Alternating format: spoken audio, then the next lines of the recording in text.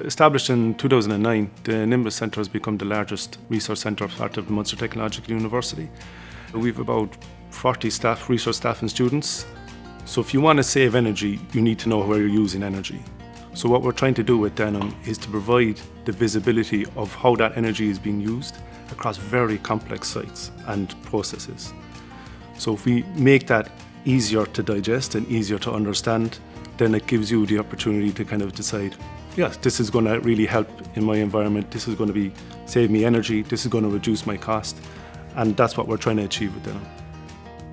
We're, I suppose, a large multidisciplinary team, primarily computer scientists, computer engineers. We have lots of people from multimedia background, hardware, software, networking, design experience.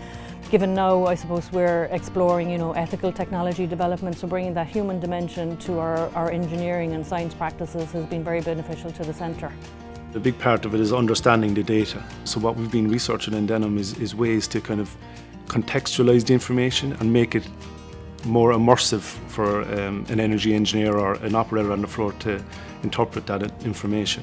We have an immersive VR headset that allows them to really engage with the physical environment in this digital world.